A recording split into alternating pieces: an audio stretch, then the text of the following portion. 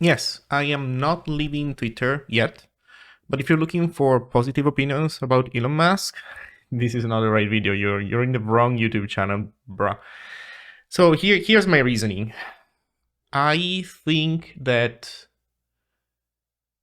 Twitter is inherently, given by the way it works internally, like the primitives that it exposes, it's inherently a marketplace for ads and nothing else. And I know that there are like promoted tweets, which are normally considered ads, like actual ads on Twitter, but these are not the ones that I'm referring to. I'm referring to the fact that in my opinion, everybody on Twitter who uses Twitter correctly is basically advertising for something. Let me give you an example. This is how I use Twitter. I don't use the, I guess, normal interface. I'm using the real interface, TweetDeck. You go to tweetdeck.twitter.com and you can have this view where you see multiple columns. Here I'm searching, I'm monitoring every time somebody mentions my blog. Here I'm monitoring every time somebody mentions Ziglang.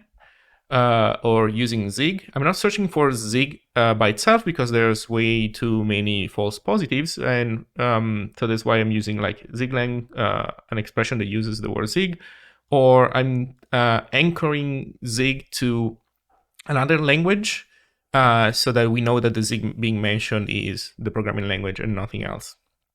So long story short, and there's also more, I'm also searching for Sophie and Love, design programming language, etc. So the idea is that every time you say Zig on Twitter, chances are I get to know it. And this is not something special that I'm doing. This is something that everybody's doing. Twitter is designed to allow brands to monitor what people are saying about them. And my point is that, okay, so I think TweetDeck is an interesting data point, but even setting that aside, I really think that the format and the use that people do, it has to be, think of people that have a ton of followers. They all people that are selling something. They have a project that they are pushing forward. And I'm not saying that every tweet is necessarily an ad exactly from the perspective of a standard advertisement where there's like a call to action at the end. No, there are also updates about people working on things that can be genuinely interesting, that might genuinely interest you. But I still do think that at the end of the day, they are advertisements. So what about people who have genuine discussions on Twitter, who, just look for interesting stuff, say thank you, share knowledge? I think these people are misusing Twitter. I'm not denying the good, positive interactions that they have, but I do not think that Twitter is a machine designed to generate those. Those interactions can happen. They are more or less accidental. And in a sense, they function as it's kind of like leaves in a forest help critters stay hidden from predators. They basically muddy the waters. They make it less obvious that everything ultimately is an advertisement on Twitter. That's how I see it. I understand that this is a very cynical way of looking at it, so I won't fault anybody for hoping for a better definition for what Twitter is. But that's kind of where I stand. So when I think about Mastodon, I do not expect Mastodon, honestly, to be anything else. Like, I don't think that Mastodon can be anything else. I think that Mastodon, in a sense, at best, can be a worse Twitter in the sense that it will have to go down the same path, but it will probably be less efficient at what it does. So, for example, you cannot have a TweetDeck view in Mastodon, right? Not just as easily. Will that mean that brands will not monitor Mastodon for what people say about them? Of course not. They will still do it, just in a less efficient way.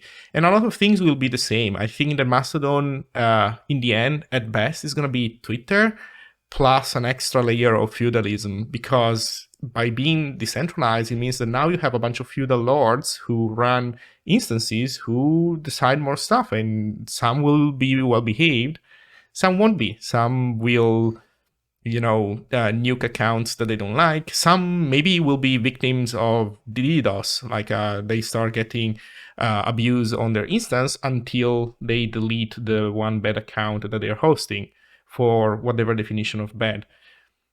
That's one. There's so many ways of abusing stuff on Mastodon. Like I can already picture an instance run by crypto scammers who basically, which behaves mostly like a normal instance, except that for certain key accounts, maybe it just fakes the number of followers that they have. So you have this crypto guru guy who has 30 million followers, except not for real. They can do this because somebody owns, right, a specific instance, and they can fudge the numbers at least to some degree. Plus a lot of other, an endless amount of abuse that I'm sure eventually will happen. And all for what? For then getting advertisements for people. So I don't know. I'm the kind of person, I know it sounds funny for a guy whose